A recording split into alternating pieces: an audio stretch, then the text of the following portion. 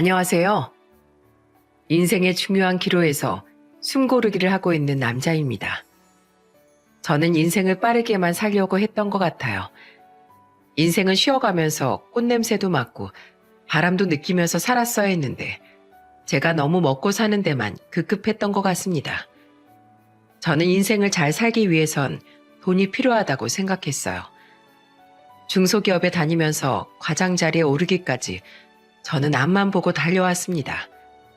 그리고 그게 가족을 위하는 길이라고 생각했어요.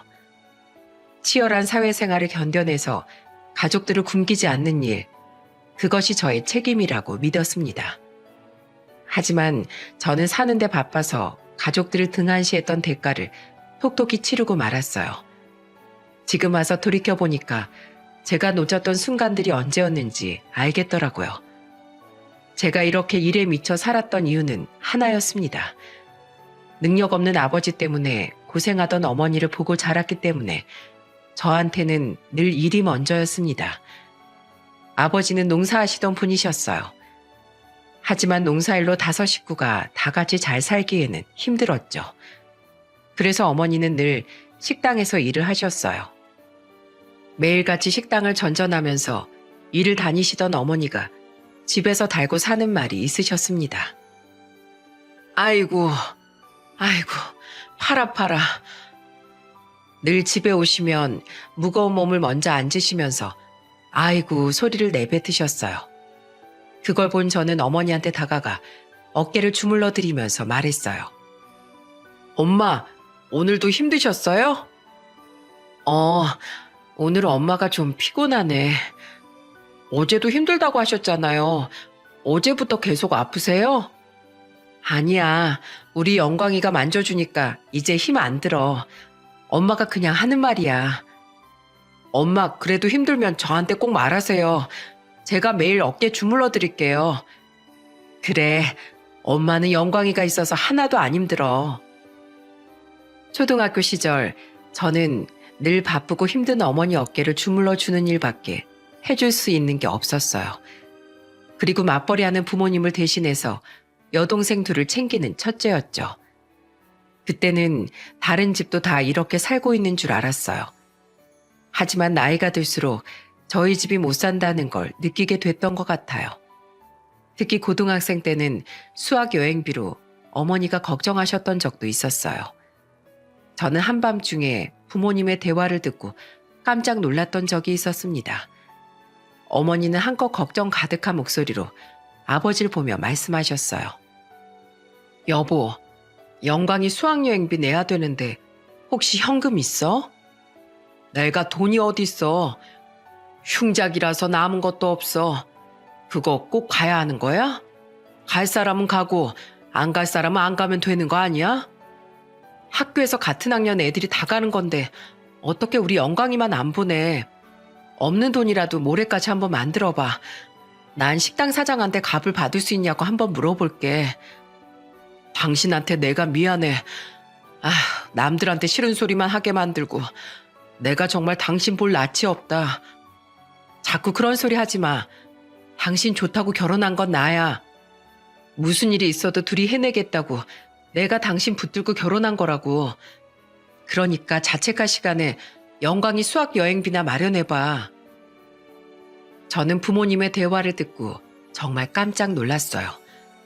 넉넉한 형편은 아니었지만 수학여행도 마음 편히 못 가는 줄 몰랐거든요. 그래서 다음날 저는 어머니께 진지한 목소리로 말했습니다. 엄마, 저 시험 공부해야 될 것 같아요. 이번엔 정말 1등 해보고 싶어요.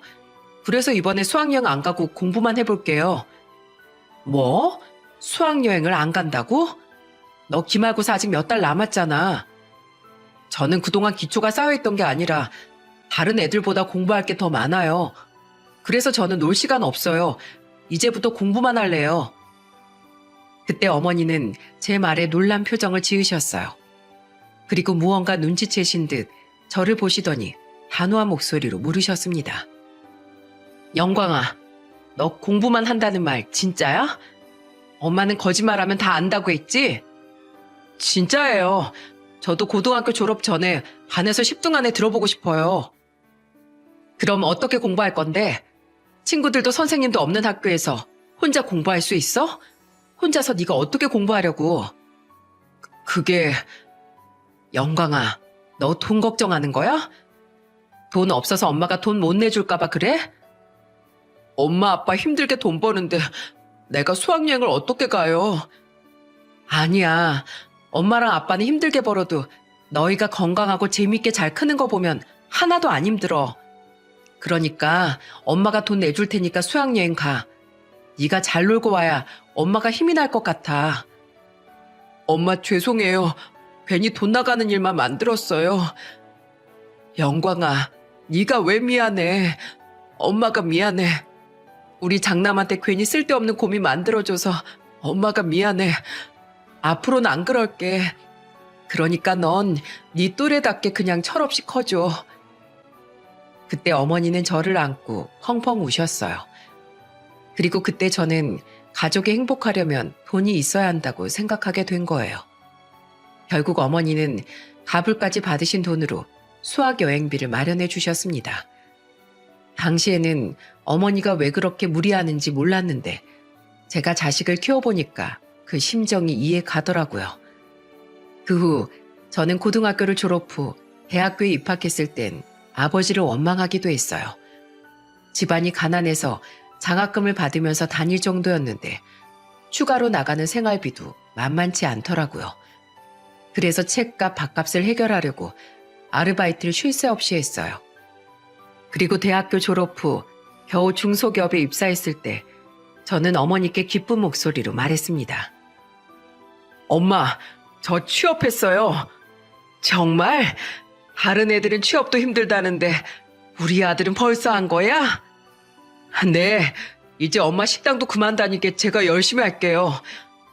우리 아들 취업해도 엄마 생각만 하네. 엄만 괜찮아. 한 번도 너희 키우면서 힘들었던 적 없었어. 아니에요. 그래도 엄마도 이제 쉬셔야죠. 곧 있으면 엄마도 환갑이에요. 말이라도 고맙다. 우리 아들 내가 해준 것도 없는데 이렇게 잘 커줘서 너무 고마워. 저는 정말 취업만 하면 어머니께 효도할 수 있다고 생각했어요. 힘들게 농사짓는 아버지께도 누구보다 잘하는 아들이 되고 싶었습니다. 하지만 가난한 집에는 찰나의 행복도 허용되지 않았어요. 제가 취업하고 3년 뒤 아버지가 암 선고를 받으신 겁니다. 너무 늦게 알아서 수술로도 회복이 어려운 상태였어요. 너무 속상한 마음에 아버지를 보면서 원망하듯 말했습니다. 아빠, 이렇게 가시면 어떡해요. 평생 엄마 고생시켰으면서 이렇게 아프시기까지 하면 어떡하냐고요. 저희 삼남매 아버지한테 어리광 한번 못 부려보고 컸어요. 그런데 이렇게 아프시면 어떡하냐고요. 미안하다. 내가 끝까지 집안에 짐만 되는구나. 나도 이제 좀 행복하게 살아보나 했어. 너희들 취업하고 자리 잡는 거 보면서 이제 한숨 돌리는 줄 알았어. 그럼 어떻게 해서든 버티세요. 저희들 아버지한테 기대지 않고 이만큼 왔으니까 제발 저희 잘 사는 모습 보시라고요. 집안 책임진다고 아버지도 힘드셨잖아요. 그런데 이렇게 허무하게 가시면 어떡해요.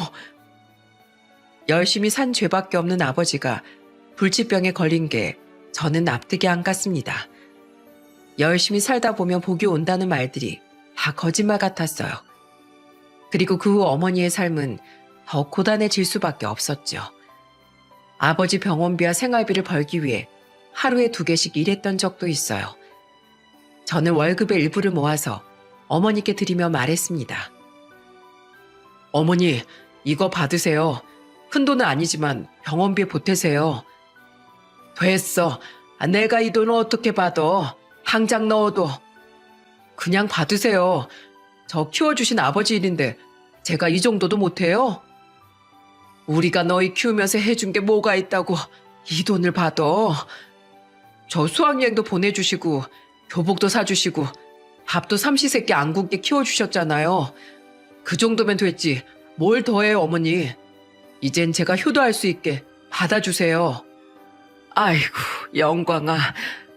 내가 정말 아들한테 이렇게 해도 되나 싶다. 그러셔도 돼요. 어머니 저 이렇게 잘 키워주셨잖아요. 고맙다, 영광아. 엄마가 너무 고맙고 미안해. 어머니는 제가 건넨 돈 봉투를 받아들고 한참을 우셨어요. 그때 흐느껴 웃는 어머니의 작은 어깨를 보면서 마음이 아팠습니다. 이렇게 작은 등에 인생의 고단함을 다 지고 사셨을 생각을 하니 아들로서 참 마음이 안 좋았어요. 그래서 어머니께 저는 조금이라도 힘이 되어드리고 싶었습니다. 그리고 어머니는 그때부터 아버지 간병에 최선을 다하셨어요. 여동생들까지 나서서 어머니를 도와서 최선을 다했지만 아버지는 결국 유명을 달리하셨습니다. 정말 인생이 이렇게 허무한가 싶어서 아버지의 죽음은 몇 배로 더 힘들게 다가왔어요. 평생 힘들게 일만 하시다 간 아버지를 보내드리는 내내 온 가족은 큰 슬픔에 잠겨 있을 수밖에 없었습니다. 어머니는 마지막으로 아버지를 보내드리면서 슬픈 목소리로 말씀하셨어요. 당신 고생 많이 했어. 다음 생은 좀 더 편히 살다가 편히 가요. 애들은 내가 끝까지 잘 책임질게요. 더 이상 울 힘도 없어 보이는 어머니의 말씀에 가슴이 아팠습니다. 그리고 시간이 지나서 여동생들도 취업을 준비하더니 둘이 나란히 서울로 상경하게 됐어요. 그때 저는 큰오빠로서 동생들에게 돈을 조금씩 주며 말했습니다. 서울 가서도 열심히 잘 다녀. 그리고 이 돈은 비상금이야. 사람이 항상 주머니에 돈이 있어야 당당해지는 거야. 알겠지? 꼭 무슨 일 있으면 오빠한테 전화해. 제 눈에는 아직도 여동생들이 어린 동생으로 보여서 걱정 가득한 말을 하게 됐어요. 그때 막내 동생이 저를 보며 웃더니 이런 말을 했습니다. 오빠가 그렇게 말하니까 꼭 아빠 같다. 그걸 이제 알았어? 우리 집 장남은 아니까 너희들 앞으로 만나는 남자는 내 허락 받아야 만날 수 있어. 큰일 났네. 오빠 허락 못 받으면 우리 결혼도 못 하는 거야? 그러니까 처음부터 제대로 된 남자를 만나야지. 서울에서도 항상 무슨 일 있으면 오빠한테 연락하고. 저는 여동생들한테 신신당부하면서 보냈어요. 제가 장남이라 그런지 아버지 떠난 빈자리를 제가 채워야 할 것 같았습니다. 그렇게 집에는 어머니와 저만 둘이 지내게 된 겁니다. 그때 어머니는 아버지가 떠난 뒤 백반집을 차려서 운영하고 계셨어요. 주변 공장 사람들 상대로 백반 장사를 하셨습니다. 그렇게 각자의 위치에서 자리를 잡아가며 일상을 보내고 있었죠. 그리고 저는 회사에서 근무하던 중에 소개로 아내를 만나게 됐습니다. 아내는 호남 사람이었는데 형편이 좋지 않아서 취업을 위해 독립했던 상태였어요. 아내는 성격도 착하고 현모양처 같은 천상 여자였습니다. 처음 소개받고 나서 자주 만나다 연인 사이로 발전하게 됐는데 아내는 인간적으로도 괜찮은 사람이었어요. 연애를 1년쯤 했을 무렵 아내는 진지한 목소리로 말했습니다. 어머님 생신에는 미역국 누가 끓여드려? 미역국? 내가 한 번 해드린 적 있는데 미역도 양 조절을 못해서 너무 많고 또 맛도 없어서 어머니가 앞으로는 끓이지 말라고 하더라고. 그래서 그 후론 그냥 어머니 모시고 외식만 했던 것 같은데 그런데 그건 왜 물어봐? 그냥 어머니도 생신 땐 집밥이 드시고 싶지 않으실까 하는 생각이 들어서 내가 미역국 좀 끓여서 오빠한테 줄까? 네가 미역국을 끓여주겠다고? 난 우리 엄마 생신 때도 고향 가서 생일상 차려드리고 오거든. 아닌 것 같아도 어머니가 엄청 좋아하실걸? 네가 도와준다고 하면 나야 고맙지. 그럼 이번 어머니 생신 땐 나도 집밥 좀 해드려볼까? 생각지도 못한 아내의 말에 저는 어머니 생신상을 준비하게 됐어요. 그리고 며칠 뒤 아내는 보온병에 미역국을 담아주며 말했습니다. 오빠, 이거 미역국인데 집에 가서 냄비에 넣고 한 번 더 끓여. 소고기 넣고 만들어서 맛있을 거야. 손 많이 갔겠다. 소고기까지 넣었어? 기왕 하는 거 제대로 해드려야지. 그리고 오빠를 훌륭하게 키워주신 분인데 이거보다 더 잘해드려야지. 너무 감사하신 분이잖아. 그렇게 생각해주니까 너무 고맙다. 내가 앞으로 너한테 더 잘할게. 그리고 다음 어머니 생신 땐 나랑 같이 가자. 내가 정식으로 인사드리고 싶어. 와, 진짜? 엄마가 엄청 좋아하시겠다. 우리 엄마가 오빠 엄청 궁금했거든. 그래, 그럼 같이 가자. 아내는 넉넉한 환경에서 크지 못했지만 정말 가정교육을 잘 받고 자란 사람이었어요. 특히 장모님께서 예의범절을 잘 가르쳐줘서 그런지 하나부터 열까지 흠잡을 곳이 없었습니다. 그렇게 저는 어머니 생신 때 아내가 준 국으로 어머니께 생신상을 차려드렸어요. 그리고 민망한 목소리로 어머니께 말했습니다. 제가 잡채 말곤 잘할 줄 아는 게 없어서 잡채밖에 못했어요. 아미역국도 있고 잡채도 있으면 잔치집 밥상이지. 엄마는 이것만 있어도 먹어. 아니 어떻게 이런 생각을 다 했어. 사실 여자친구가 국 끓여서 담아줬어요. 어머니 드리라고 직접 끓였대요. 정말? 아유 젊은 사람이 간도 잘 맞추네. 국이 딱 내 입맛에 맞아. 너무 잘 먹었다고 전해줘.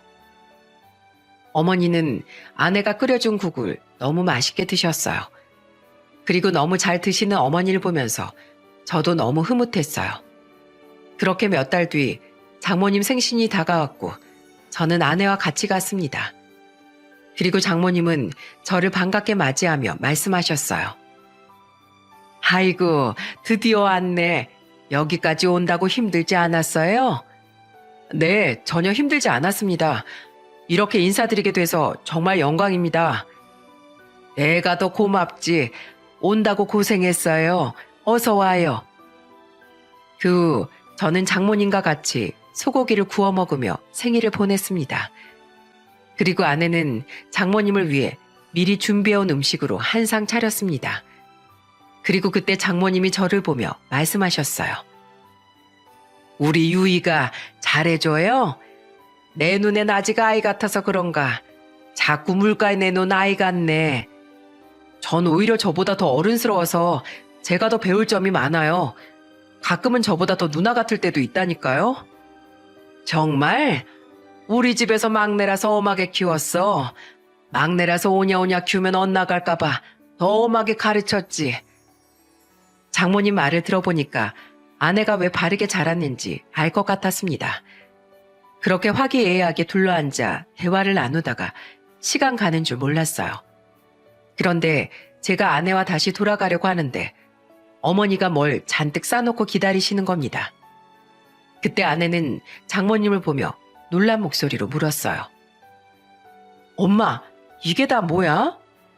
뭐긴 뭐야, 반찬이지. 혼자 산다고 밥 대충 먹지 말고 꼭 반찬 3개 놓고 챙겨 먹어. 알겠지? 내가 엄마 때문에 살을 못 빼. 그래도 생신이라고 온 건데 이렇게 주는 게 더 많으면 어떡해. 자꾸 이렇게 챙겨주면 나 안 올 거야? 아유, 왜 그래? 엄마가 빈손으로 너 보내면 마음 편할 것 같아? 그냥 가져가서 먹어. 혼자 타지에서 밥 챙겨 먹는 게 얼마나 중요한데. 엄만 팔도 안 좋으면서 왜 자꾸 이런 걸 만들어? 그냥 엄마 밥이나 잘 챙기지. 아내는 장모님의 반찬을 받고 속상한 마음에 투정 섞인 말을 내뱉었어요. 저는 그때 아내를 대신해 장모님을 보며 말했습니다. 우와, 장모님, 이걸 다 하신 거예요? 거의 반찬 가게인데요. 이거 제가 먼저 차에 싣고 올게요. 아유, 이거 다 하시려면 힘드셨을 텐데 유이가 감사해서 그럴 거예요. 제가 장모님이 주신 반찬을 챙기면서 말하자 아내는 미안한 목소리로 말했어요. 난 엄마가 그냥 쉬면 좋겠는데 자꾸 이런 걸 만들어주니까 그렇지. 난 그냥 걱정돼서 한 말이야. 그래, 네 마음 알지. 근데 또 엄마 마음은 다른 거야. 그러니까 챙겨가. 엄마가 옆에서 챙겨주고 싶은데 못 챙겨주니까 이렇게라도 해주고 싶어서 그래. 내가 엄마 때문에 못 살아. 아, 왜 또 울어? 아유 참. 결국 장모님은 아내를 품에 안아서 달랬습니다. 아내는 장모님과 서로를 위하는 마음이 애틋했어요. 게다가 아내가 혼자서 타지에서 일하다 보니까 장모님이 여러모로 마음을 많이 쓰시는 것 같았습니다. 그래서 저는 장모님께 씩씩한 목소리로 말씀드렸어요. 장모님, 걱정 마세요. 제가 옆에서 잘 챙겨주고 있을게요. 그러니까 너무 신경 쓰지 마시고 주신 반찬도 제가 유인의 집까지 잘 배달하겠습니다. 아이고, 내가 아주 든든하네. 고마워. 우리 유이가 겉으론 강해 보여도 속은 여린 애야. 그러니까 잘 좀 봐줘. 네, 걱정 마십시오. 제가 잘 살필게요. 그러니까 저만 믿으세요. 그렇게 저는 장모님께 인사를 드린 뒤 아내와 같이 돌아왔습니다. 그리고 저는 아내와 결혼 준비를 시작했어요. 그때 아내는 저를 보며 정말 생각지도 못한 말을 했습니다. 우리 집사라면 대출 많이 받아야겠네. 이러면 우리 시작부터 마이너스야. 그러게, 생각보다 아파트가 비싸네. 다들 대출 끼고 사는 걸 텐데 우리도 그렇게 시작해야 되지 않을까? 아니, 내가 생각해봤는데 우리 분가하지 말고 어머님 모시고 살면 어때? 우리 집에서 살겠다고? 오빠랑 둘이 사셨는데 오빠 나가면 어머님 혼자서 외로우실 거 아니야. 그래도 시어머니 모시고 사는 게 쉽지 않을 텐데 괜찮겠어? 여자들 그런 거 싫어하잖아. 뭐가 어려워. 어머님 혼자서 쓸쓸하실 텐데 오빠도 그거 신경 쓸 거 아니야. 그러니까 우리 합가해서 살자. 저는 아내의 말에 정말 깜짝 놀랐어요. 처음에는 그냥 하는 말인가 싶었습니다. 그런데 결혼 준비가 하나씩 진행될수록 정말 합가 준비를 하고 있는 거예요. 그리고 저희는 정말로 합가를 하고 결혼식을 올리게 됐습니다. 저는 아내 덕분에 어머니를 모시고 살 수 있었죠. 그래서 아내한테 정말 잘해줬어요. 어머니도 아내와 정말 모녀처럼 잘 지냈습니다. 특히 아내는 일이 끝나면 힘들 텐데도 어머니를 돕겠다고 식당으로 향했어요. 저는 그런 아내를 따라갔고 아내는 어머니 식당에 도착하자마자 큰 소리로 말했습니다. 어머님, 저 왔어요. 이제 정리하실 시간이죠? 저 뭐부터 할까요? 뭐하러 왔어? 그냥 집에서 쉬고 있지. 괜찮아요. 이 정도는 끄떡 없어요. 그러니까 저 시켜만 주세요. 설거지부터 할게요. 아내는 퇴근하고 힘든 내색도 없이 설거지를 하겠다면서 주방으로 갔어요. 그런 아내를 보며 저도 앞장서서 도왔습니다. 그럼 내가 분리수거하고 올게요. 어머니는 그런 저희를 보면서 기쁜 목소리로 말씀하셨어요. 아이고, 다 같이 하니까 금방 끝나네. 내가 내일 아침엔 맛있는 반찬 해줘야겠네. 아내가 워낙 성격이 좋아서 그런지 어머니랑 정말 잘 지냈습니다. 그래서 그런지 어머니도 아내를 딸처럼 아끼셨어요. 아내가 임신했을 땐 입덧이 심해서 어머니가 직접 물까지 끓여주며 말씀하셨어요. 물 냄새에도 입덧하니까 카페인 없는 차라길래 루이보스 차 좀 끓였어. 마셔봐. 어머니, 정말 감사해요. 제가 입덧이 갑자기 심해져서 너무 힘드네요. 엄마 되는 게 그렇게 힘든 거야. 그래서 엄마가 위대하다고 하는 거란다. 힘든 거 있으면 나한테 꼭 말해. 그래야 챙겨주지. 네, 어머님, 감사드려요. 한결 나은 것 같아요. 아내는 물 마시기도 힘들 정도로 입덧이 심했어요. 그래서 어머니가 아내를 챙겨주고 싶어서 직접 차도 끓여주실 정도였습니다. 그래서 아내는 첫째를 임신했을 때 어머니의 보살핌 덕분에 건강한 아들을 낳을 수 있었어요. 어머니는 손자를 보시면서 너무 행복해 하셨습니다. 그렇게 저희는 행복한 시간을 보내며 어느덧 결혼 7년 차가 됐어요. 그러던 어느 날 저희 집에 비극과 축복이 같이 찾아온 겁니다. 아내가 둘째를 임신했을 무렵 장모님이 돌아가신 거예요. 장모님과 애틋했던 아내는 하늘이 무너진 듯 울었습니다. 엄마, 이게 무슨 일이야? 여기가 집도 아닌데 내가 왜 장례식장을 와야 되는 거야? 엄마, 제발 아니라고 해줘. 다 꿈이야. 평소 몸이 안 좋으셨던 장모님은 하루아침에 병을 앓다가 돌아가셨어요. 그리고 병치레를 하는 1년 반 동안 아내는 주말마다 전라도에 계신 친정 엄마한테 갔습니다. 그런데 그런 아내의 노력에도 불구하고 장모님은 세상을 떠나시고 만 겁니다.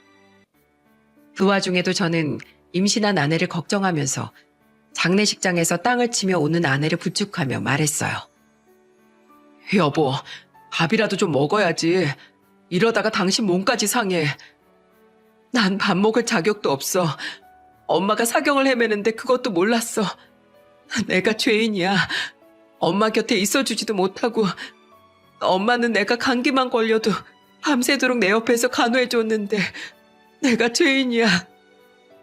아내는 하염없이 울면서 자책하며 말했습니다. 그런 아내를 보니까 저도 속이 타들어가는 것 같았어요. 그렇게 장모님 장례식 내내 저는 아내를 챙기느라 정신이 하나도 없었습니다. 하지만 진짜 문제는 그 후부터였어요. 아내가 장모님을 떠나보낸 충격으로 정신적으로 문제가 생기기 시작했습니다. 한 번은 아내와 같이 잠을 자고 있는데 아내가 중얼거리고 있는 거예요. 일어나 보니까 아내는 허공을 보면서 이렇게 말했어요. 엄마 뭐야? 엄마 집에 언제 왔어? 엄마 밥 먹었어? 내가 밥부터 해줄게. 저는 아내가 혼잣말하는 걸 보고 깜짝 놀라 소리쳤습니다. 여보 왜 그래? 갑자기 장모님이라니. 장모님이 어디 왔다는 거야? 우리 엄마 저기 있잖아. 왜 모른 척해? 여보, 정신 차려. 제 말은 들리지 않는다는 식으로 아내는 혼자서 계속 중얼거렸어요. 아내를 흔들어 깨우면 그때서야 정신을 차렸습니다. 그래서 저는 아내가 걱정돼서 병원에 가려고 했어요. 그런데 아내를 데리고 정신병원에 가기 전 아내가 유산을 한 겁니다. 정말 비극은 한 번에 몰려온다더니 걷잡을 수 없이 몰려왔어요. 장모님이 떠나신 지 3개월 만에 뱃속의 아이까지 잃게 된 겁니다. 그리고 아내는 유산 후 증상이 점점 더 심각해져만 갔어요. 심지어는 같이 잠을 자다가 거실을 돌아다니기까지 했습니다. 잠을 자던 아내가 사라졌길래 거실로 나가보니까 아내는 아이의 초음파 사진을 보며 슬픈 목소리로 말했어요. 아가, 미안해. 엄마는 사람도 아니야. 소중한 너도 잃고 엄마도 잃었으니까 난 더 살고 싶지가 않아. 잘 살 자격도 없어. 저는 유산한 아이의 초음파 사진을 보고 우는 아내를 안아주며 말했습니다. 여보, 제발 그러지 마. 우리 아들 생각도 해야지. 우리 가족이잖아. 난 너무 힘들어. 더 이상 이대로 살고 싶지 않아. 마음이 지옥 같아. 내가 같이 견뎌줄게. 그러니까 나랑 병원 가자. 그때 아내 상태가 심각하다는 걸 느꼈어요. 그래서 아내한테 진지하게 병원에 가자고 말했습니다. 반 미친 사람처럼 지낸 아내를 생각해서 병원에 데리고 갔어요. 그리고 병원에서는 아내한테 조울증 진단을 내리며 말했습니다. 조울증입니다. 약물 치료하셔야 하는데 약효가 바로 나오는 게 아니에요. 일반적으로 2주에서 4주 정도 지나야 효과가 나와요. 그래서 무엇보다 가족들의 노력이 중요합니다. 아내분 잘 보살펴 주세요. 의사의 말에 저는 걱정이 앞섰습니다. 왜냐하면 그때 당시 어머니께서 식당 일을 하시다가 허리를 다치셔서 집에 쉬고 계신 상태였어요. 집에 아픈 사람만 둘인데 저는 일을 해야 되니까 걱정이었습니다. 게다가 아직 유치원에 다니는 아들도 있으니까 막막했어요. 그때 아내의 상태를 들은 어머니가 저를 보며 말씀하셨어요. 걱정 마. 엄마가 손자 보고 집안일 하면서 우리 며느리도 돌보마. 엄마도 아프시면서 그걸 어떻게 하시려고요? 가족이 노력해야 되는 병이라면서 그럼 내가 하면 되니까 걱정하지 마. 저는 허리가 아픈 어머니가 걱정돼서 안 된다고 말렸습니다. 하지만 어머니는 끝까지 직접 보살피고 싶다고 하시는 거예요. 결국 어머니의 고집에 저는 아내와 아들을 어머니께 맡긴 채 출근할 수 있었어요. 그런데 이것도 마음 편한 방법은 아니었습니다. 아내의 기분은 정말 10분마다 바뀌는 것 같았어요. 한 번은 퇴근하고 집에 왔는데 소란스러운 소리가 들려서 뛰어 들어가 보니까 아내가 어머니한테 소리를 지르고 있었습니다. 이놈의 할망탱이! 음식 간이 짜잖아! 이걸 국이라고 끓였어? 아이고, 미안하다. 내가 다시 간 맞춰올게. 다 싫어. 다 싫다고. 안 먹을 거야. 밥을 먹어야 약을 먹지. 정말 그 광경을 보고 저는 기겁했습니다. 아무리 아내였지만 이건 참을 수가 없었어요. 그래서 아내를 말리면서 소리쳤어요. 지금 뭐 하는 짓이야? 대체 어머니가 어디까지 맞춰줘야 되는 거야? 제가 아내 두 손을 잡으면서 소리치니까 아내는 울기 시작했습니다. 그런데 어머니는 저한테 화를 내며 소리치셨어요. 넌 왜 소리를 질러? 왜 아픈 사람한테 소리 질러? 내가 괜찮다는데 왜 그래? 이걸 보고 제가 어떻게 참아요? 안 되겠어요. 이 사람 입원하는 게 낫겠어요. 이러다가 어머니 허리만 더 아파져요. 됐어. 그건 안 된다. 내 며느리 그런 곳에 못 보내. 어머니 끝까지 아내를 직접 보호하려고 하셨어요. 하지만 아내 조울증 증상은 약을 먹어도 심해지기만 했습니다. 그때가 약을 복용한 지 2주 차였는데 아내는 망상 증상을 보이기 시작했어요. 퇴근하고 집에 온 저한테 아내가 달려와서 이상한 말을 하기 시작했습니다. 여보, 어머니가 나보고 죽으래. 음식에도 이상한 독을 탄 것 같아. 아까 검정색 뭘 넣었다니까? 나 좀 살려줘. 너무 무서워. 아내가 저한테 매달리면서 애원하듯 말했어요. 그리고 어머니는 아내의 말에 화들짝 놀라며 말씀하셨죠. 내가 언제 그랬어? 그거 간장이라고 내가 몇 번이나 말해. 나 죽이려고 했잖아요. 내가 모를 줄 알았어요? 이 마귀 할멈. 이런 망상 증상이 한두 번이 아니라 저는 집에 홈카메라도 설치해놨어요. 그래서 어머니의 결백은 제가 더 잘할 수 있었습니다. 무엇보다 시시각각 변하는 아내 기분 때문에 아들을 보호하기 위해 설치했던 거예요. 그런데 이상하게 갈수록 심해지는 아내가 의아해서 또 병원에 가봤습니다. 그랬더니 충격적인 진단 결과가 나왔어요. 조울증이 심하게 오면서 망상이 심해질 수 있어요. 우선 약 제대로 챙겨 먹고 있는 건지 꼭 확인하세요. 가끔 환자분들 중에 약을 먹는 척하면서 혀 밑에 숨겼다가 뱉는 환자가 있거든요. 꼭 삼키는지 확인해 보세요. 저는 의사의 말에 설마 싶었습니다. 아내는 심리적인 충격으로 우울증과 조울증이 복합적으로 온 상태라서 양극성 성격을 보였던 거예요. 하지만 아내가 설마 약까지 거부할까 싶었습니다. 그래서 그날 저녁 저는 약을 먹고 있는 아내를 유심히 봤어요. 뭔가 이상해서 휴지통을 살펴보니까 아내는 약을 먹는 척하면서 약을 버리고 있던 겁니다. 그때 아내한테 가서 제가 답답한 목소리로 말했어요. 여보, 이게 뭐야? 당신 아까 물만 마시고 온 거야? 약을 왜 안 먹어? 그 약 당장 버려. 그거 독약이야. 먹으면 우리 다 죽어. 죽긴 누가 죽어? 당신 살려면 이거 먹어야 돼. 왜 이러는 거야? 우리 아들 안 키울 거야? 약을 먹어야 낫지.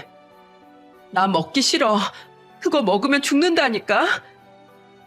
아내는 약을 먹으면 죽는다면서 울었어요. 정신과 약은 마음대로 중단할 경우 정신적인 부작용이 더 크게 올 수 있어서 의사 지시를 따르는 게 중요했습니다.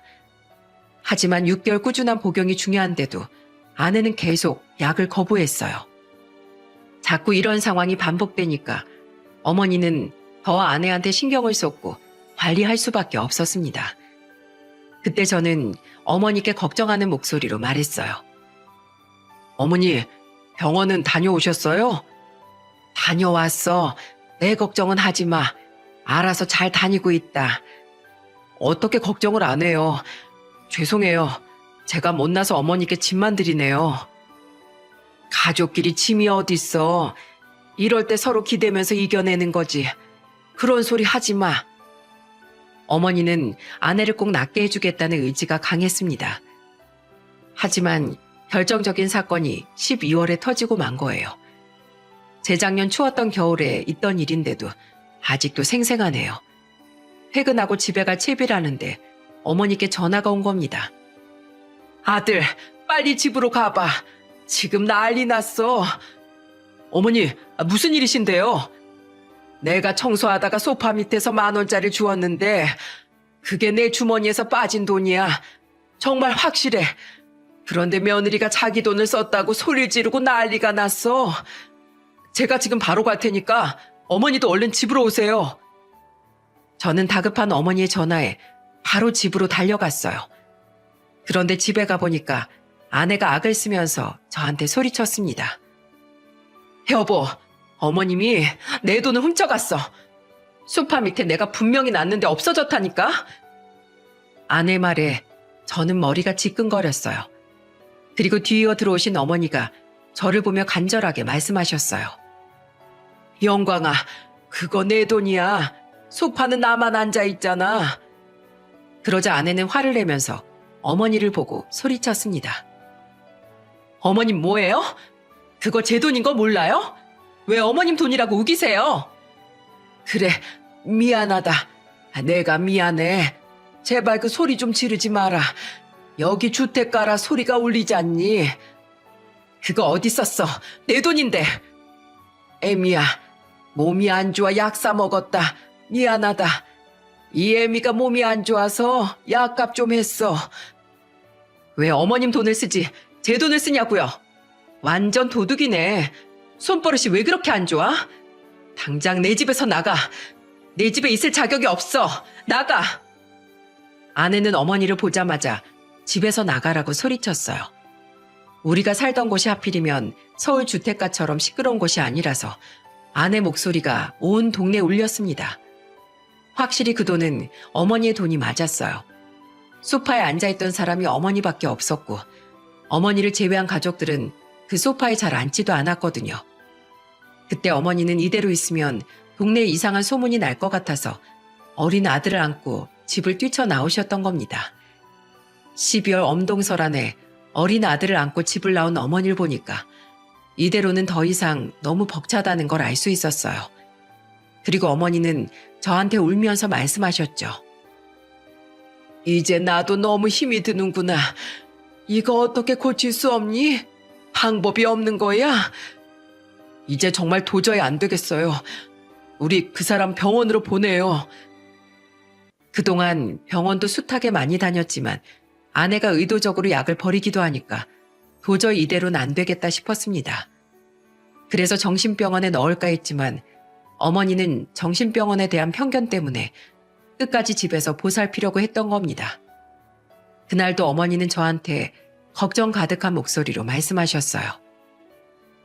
사람 가둬놓은 곳에 우리 며느리를 어떻게 보내니? 아휴, 어떻게 그런 곳에 놔둘 수가 있어. 먼저 간 사부인이 얼마나 가슴 아파하시겠어. 그냥 내가 사람 만들어 보마.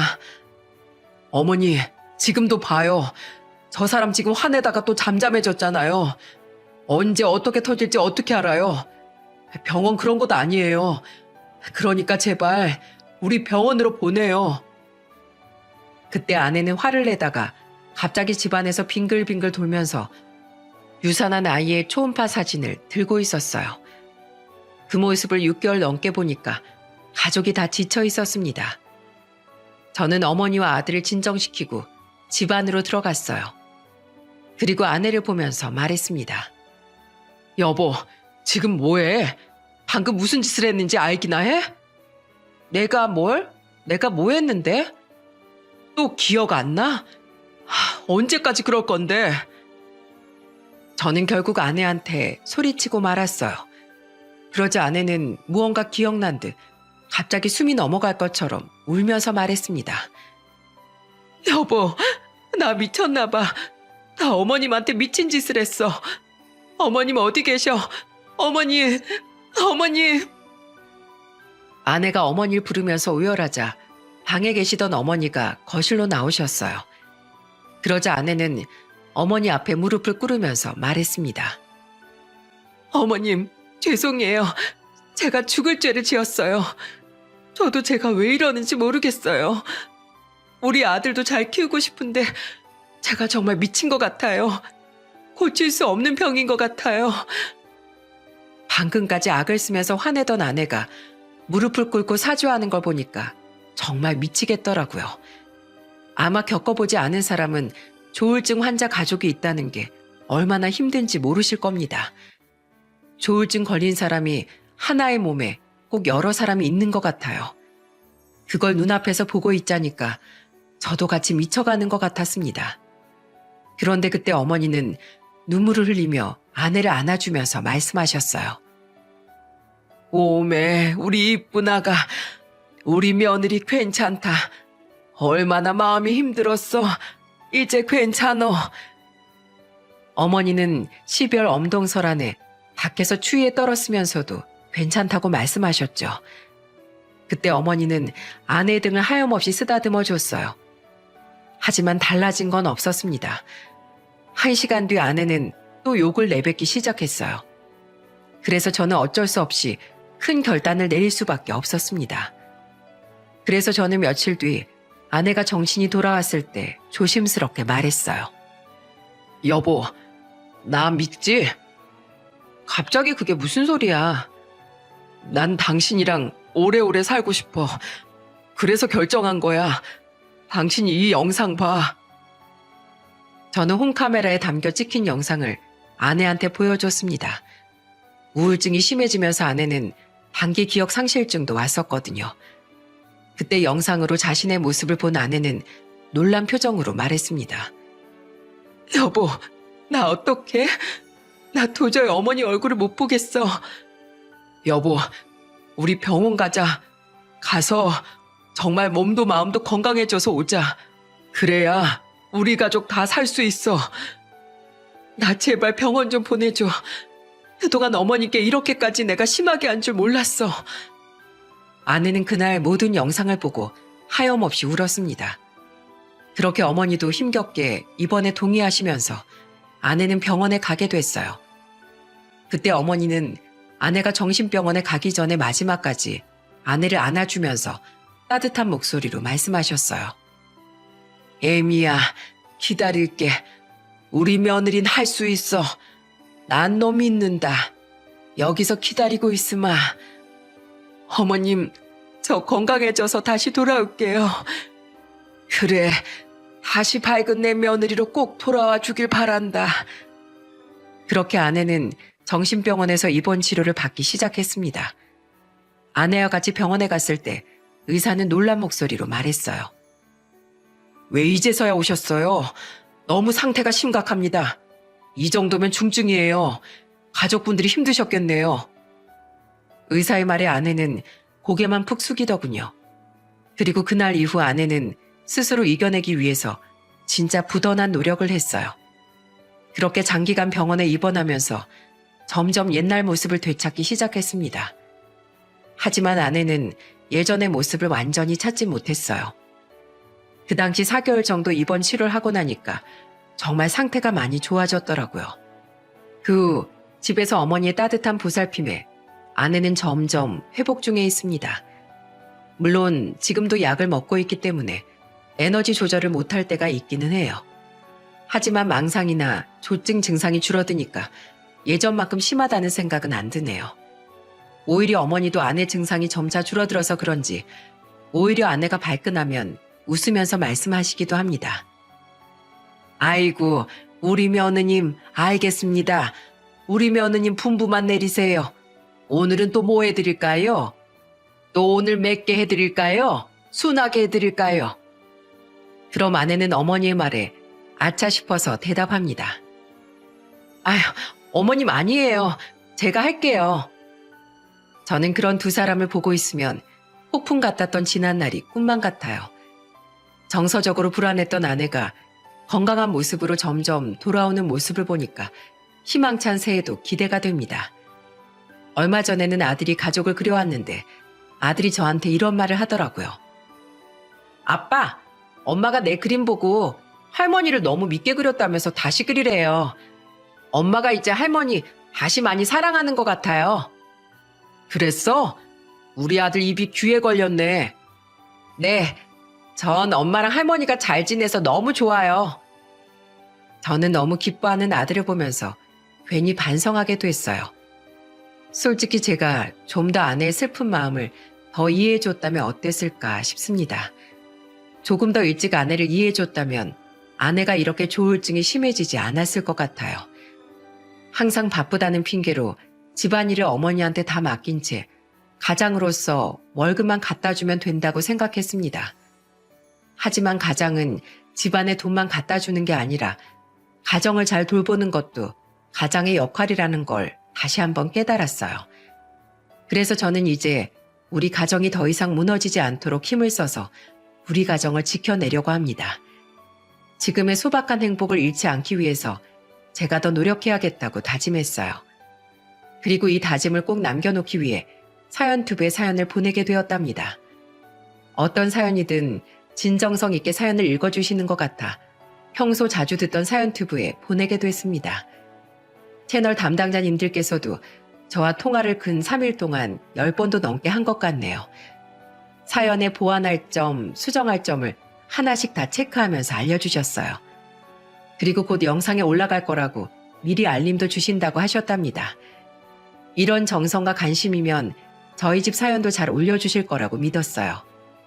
그리고 영상이 올라간다는 연락을 받으면 온 가족들이 다 같이 한자리에 모여서 TV로 유튜브를 연결해서 시청할 계획입니다. 제가 가족에 대한 소중함을 더 느끼고 싶어서 이렇게 기록으로 남겨봤어요. 그리고 저와 같은 일을 다른 분들은 절대 겪지 않았으면 하는 바람입니다. 혹시나 가족분들 중에 정신적으로 힘든 가족이 있다면 손을 꼭 잡아주세요. 정신적인 문제는 가족들의 관심과 애정이 정말 중요하다고 생각합니다. 저도 겪어보니까 약을 먹어도 쉽게 진정되지 않는 걸 보고 환경이 참 중요하다는 걸 깨달았어요. 그래서 그때 당시 아내의 공허한 마음을 더 감싸줬어야 한다고 생각해요. 지금이라도 이렇게 알게 됐으니까 앞으로는 제가 가족을 위해서 더 신경 쓰려고 합니다. 여러분들도 새해에는 가족들과 돈독해지는 한 해를 보내시길 바랄게요. 피는 물보다 진하다는 말이 있는데 여러분들도 늘 가족들과 행복하세요.